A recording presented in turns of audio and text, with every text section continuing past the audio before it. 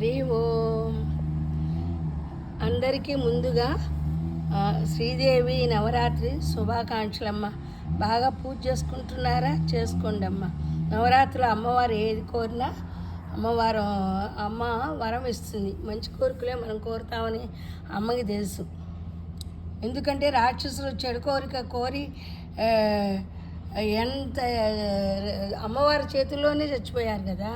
కానీ వాళ్ళు కూడా అమ్మవారి పుత్రులే కాబట్టి వాళ్ళకి మోక్షం వచ్చేసింది కదా.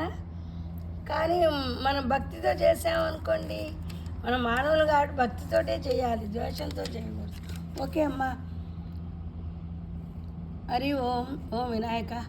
అర్కరూపాయ నాట్యప్రియాయ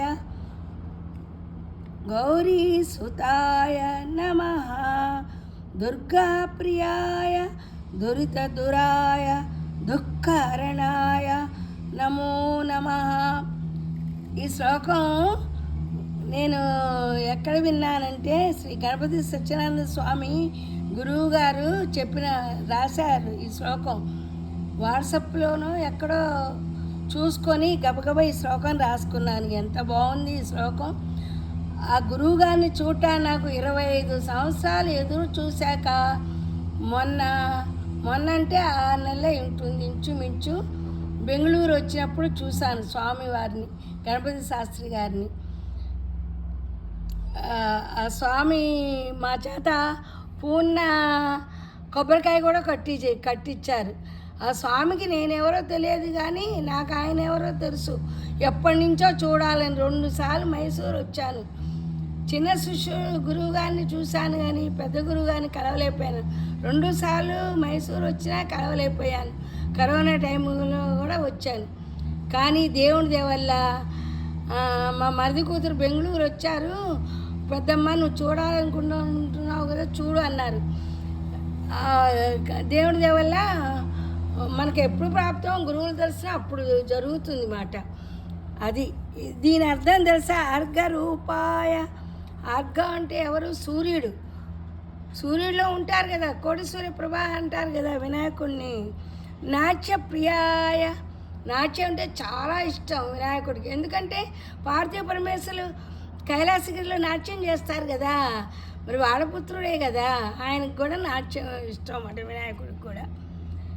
అర్ఘరూపాయ నాట్య ప్రియాయ గౌరీసుతాయ నమః. నాకు కూడా వినాయకుడు కనపడ్డాడు 2003లో. కల్లో దర్శనం ఇచ్చారు. షోడశనామాలు చదువుకోమని నాకు నిదర్శన రూపంగా బాబా రూపంలో తొండం ఊపుతూ వినాయకుడు తణుకులో నాకు 2003 సంవత్సరంలో నాకు వినాయకుడు కనపడ్డాడనమాట. అప్పటి నుంచి నేను వినాయకుడిని ఎప్పుడూ వదలను, కానీ అప్పటి నుంచి బాగా గురి నాకు వినాయకుడు అంటే. నా కష్టాల్లో సుఖాల్లో అన్నిట్లో నాకు అండగా నిలుస్తున్నాడు కూడా నా స్వామి వినాయకుడు. దుర్గా ప్రియాయ.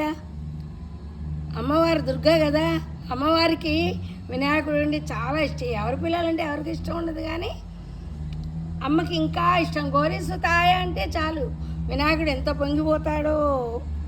దురిత దురాయ. ఎప్పుడైతే మనం వినాయకుడిని తలుచుకుంటామో మన కష్టాలేం ఉండవు. ఒకవేళ కష్టాలు వచ్చినా అది మన పూర్వజన్మ సుకృతం మంచులాగా తొలగిపోతాయి. మంచు కరిగిపోతుంది కదా ఎండొస్తే, అలాగే కష్టాలు కూడా వినాయకుడి పాదాలు పట్టుకున్నాం అనుకోండి, ఏముంది, మంచులా కరిగిపోతుంది.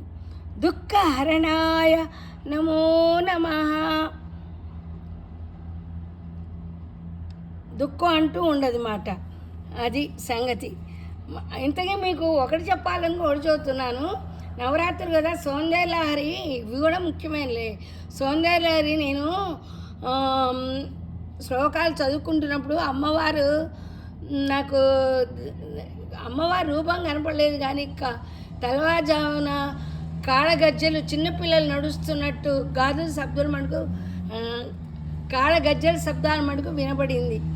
అదంతా పంచుకున్నాను. నాకు అమ్మవారు అమ్మ పేరేంటి, అమ్మ పేరు చెప్పొచ్చో చెప్పకూడదు, అమ్మ నాకు నేర్పారు.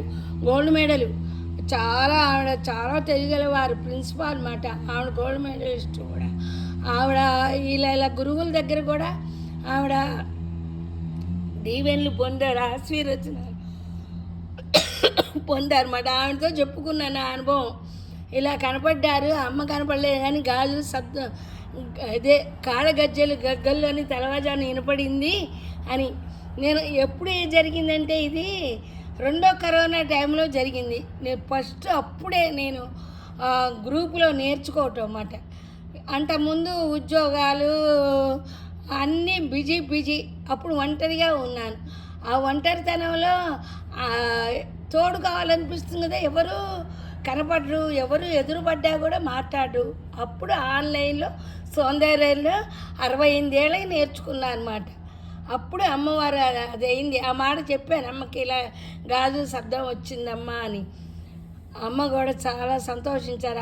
కానీ అమ్మ రూపం, అమ్మవారి రూపం కనపడలేదు కానీ గాజులు గల్లి శబ్దాలు వినపడ్డాయి. సౌందర్యాలు చదివితే గురువుల దర్శనం అవుతుందిట. అది జరిగిన తర్వాత మొన్న 2024లో ఈ గురువు గారి దర్శనం అయింది. అమెరికాలో పద్మాకర్ గురువు గారు, ఇంకో ఆయన ఘంటసాల చదువుతారు, గంగాధర శాస్త్రి గారు ఎవరు ఆయన పేరు, ఘంటసాలాగా పాడతారే ఆయన దర్శనము, ఇంకో గురువు గారి దర్శనం, ఒక్కొక్క వాళ్ళ దర్శనం అమెరికాలో జరుగుతున్నది. నాకు బెంగళూరులో ఎవరిని చూడలేకపోయాను, అదే హైదరాబాద్లో అయితే అందరిని చూడొచ్చు అనుకున్నాను. అలాంటిది అక్కడ చూడలేదు, ఇక్కడ దర్శనం జరుగుతున్నది. మన సౌందర్యాన్ని నేర్చుకున్నాం అనుకో, గురువుల దర్శనం వస్తుంది. ఎప్పుడైతే గురువుల దర్శనం వస్తుందో అప్పుడు మనం వద్దన్నా కూడా మంచి మార్గంలో వెళ్ళిపోతాం. అందుకే భక్తుల పాదధూళి మనకి దొరకాలని అనుకుంటూ ఉంటాం. సరే అమ్మ, అమ్మవారిది ఒక్క శ్లోకం చదువుతాను, ఓకేనా? అవిద్యానాం అంతస్థిమిరమిరద్వీపనగరీ జడానాం చైతన్యస్తబక మకరంద శృతిచరీ దరిద్రాణం చింతామణి గుణనిక జన్మ జల్దో నిమగ్రాణం దష్టమురిరిపోరాస్య భవతి. ఇది సౌందర్యలహరిలోది శ్లోకం అన్నమాట. ఇది చదువుకుంటే మళ్ళీ ఉన్న అజ్ఞానం అంతా పోతుంది. మీకు అన్నీ తెలుసు. నేను ఏదో పెద్దదాన్ని చెప్పాలనుకొని ఏదో నాలో ఉన్న వినాయకుడు చెప్పమంటున్నా, నేను చెప్తున్నాను. తప్పులుంటే మన్నించగలరు. బాయ్, ఉంటా. మీ శ్రీదేవి.